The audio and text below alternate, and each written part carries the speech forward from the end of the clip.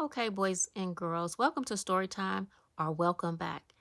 We are learning how to read with fluency, which means ease and accuracy. We're learning how to read better, and we're also working on timing, giving ourselves 10 minutes.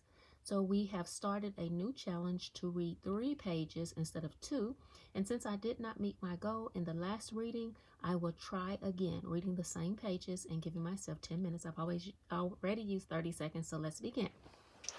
Medgar Evers. A black World War II veteran named Medgar Evers applied for admission to the University of Mississippi Law School in 1954. He was rejected because of his race. Later that year, he became the NAACP's first field secretary for Mississippi.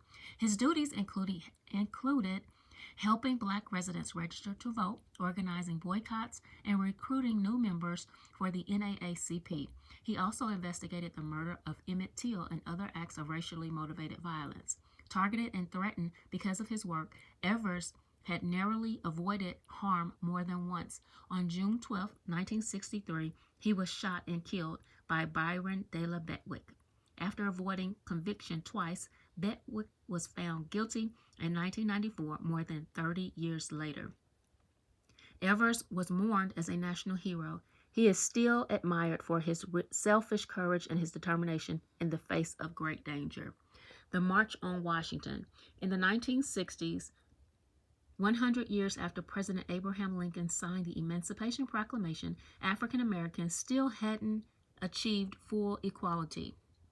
Slavery had been replaced by sharecropping and Jim Crow laws designed to keep blacks and whites apart.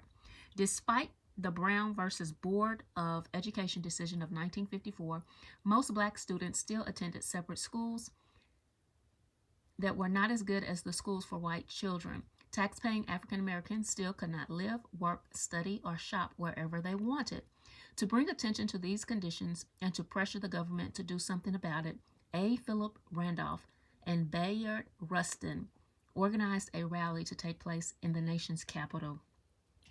The March on Washington for Jobs and Freedom, held on August 28, 1963, in Washington, D.C., attracted at least 250,000 people and became one of the largest public demonstrations of its kind in U.S. history. Often traveling great distances by car, bus, train, or plane to get there, citizens and celebrities gathered on the National Mall to hear speeches and performances. Rustin read a list of the group's demands, including an immediate end to school segregation and the passage of meaningful civil rights laws. Reverend King's address at the march, now known as the I Have a Dream speech, remains the most celebrated speech of the civil rights era. 4 little girls. For decades, black residents of Birmingham had referred to their city as Bombingham. Unknown criminals had set fire to more than 30 black homes and churches since 1947. The worst bombing took place on September 15, 1963, when local members of the Ku Klux Klan placed explosive in the 16th Street Baptist Church. The Klan, or KKK, was formed after the Civil War. Its members often wore white robes and hoods during their violent campaigns against integration and racial equality. Denise McNair, Carol Robertson, Addie Mae Collins, and Cynthia Wesley, young black girls between the ages of 11 and 14, were killed in the blast. 5 men were suspected of committing the crime but were unpunished for most of their lives. Freedom Summer. In Mississippi, election officials prevented black residents from voting by charging them expensive fees called poll taxes. They also often required them to prove they could read or recite the state constitution from memory. These methods were so effective at keeping African Americans from voting that Mississippi had the lowest percentage of black voters of any state. In 1964, an alliance of civil rights groups turned their attention to guaranteeing black Mississippians the right to vote. The Council of Federation Organizations was made up of representatives from SNCC, CORE, and the NAACP. They worked together to organize a campaign that would become known as Freedom Summer.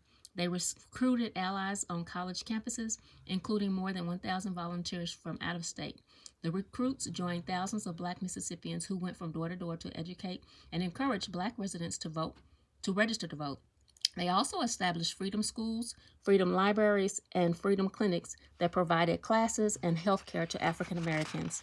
Now I'm at 5 minutes, and that was one page. Oh my goodness.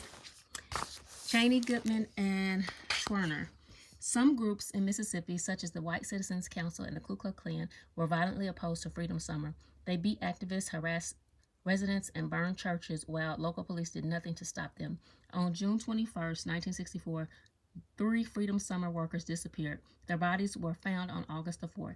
They had been killed by Klansmen. The deaths of James Cheney, Andrew Goodman, and Michael Schwerner brought even more nationwide attention to the injustices and acts of violence being committed in the South.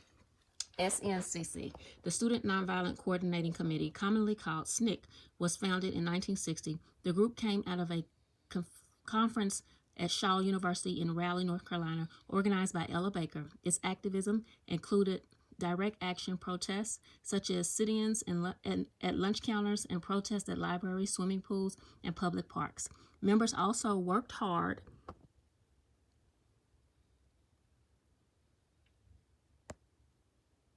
to register black voters throughout the South.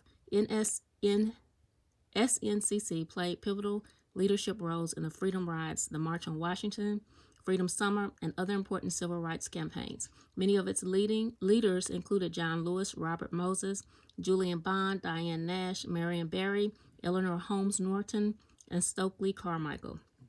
Continued to work for equality and justice in the decades that followed. Civil Rights Act of 1964.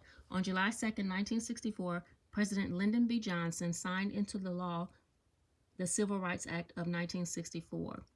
It was the first major civil rights legislation passed since post-Civil War Reconstruction. The act outlawed discrimination based on race in hotels, stadiums, restaurants, libraries, and other public places. For the first time, African Americans would have the kind of freedom of access and movement that white citizens had always enjoyed. The law also banned job discrimination based on race, religion, gender, or national origin. That is the country where you were born. Additionally, the Civil Rights Act of 1964 allowed the federal government to bring charges against school districts that failed to desegregate, but it still did not guarantee black citizens the right to vote in local and state elections. Okay, I have 3 minutes. Here's the last page.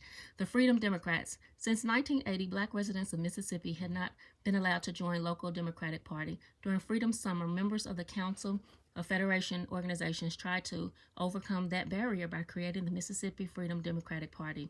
The new party was made up of black and white Mississippians and quickly attracted 80,000 members. They hoped to take the place of the state Democratic Party during the National Democratic Convention to be held in Atlantic City, New Jersey, that August. Their members, including Robert Moses and Fannie Lou Hamer, arrived at the convention by bus. The Freedom Democrats were offered 2 seats at the convention as a compromise, but they refused the offer. Although they had failed in their mission, they succeeded in bringing more attention to the injustices in Mississippi. Fannie Lou Hamer. As vice chair of Mississippi Freedom Democratic Party, Fannie Lou Hamer testified before the convention. Her comments were scheduled to air on television, but President Johnson arranged to have them interrupted. He was worried that Hamer's persuasive speech would hurt his candidacy for the presidency. The youngest of 23 children born to a family of sharecroppers, Hamer grew up in poverty. By age 13, she was picking 200 to 300 pounds of cotton a day. She joined SNCC in 1962, lost her job, and was brutally beaten for her activism. Despite President Johnson's attempt to silence Hamer, her complete speech at the convention was aired by several TV networks. Her heartfelt words attracted many calls and letters expressing support for the Freedom Democrats. If the Freedom Democratic Party is not seated now, I question America, she said. Is this America, the land of the free and the home of the brave? Today, she is remembered as one of the most forceful and compelling speakers to emerge during the civil rights movement. Get to know Ella Baker. Ella Baker was one of the most skilled activists of the civil rights movement, a brilliant thinker and a veteran organizer. She preferred to work behind the scenes. She had to put in many years of service with the NAACP and other groups before joining the SCLC in the late 1950s. After organizing the student conference at Shaw University, Baker resigned from the SCLC and began to work with SNCC. She helped the young activists come up with strategies involving direct action, including registering African American voters and believing that people should learn how to act for themselves rather than relying on a single leader or spokesperson. Baker taught and mentored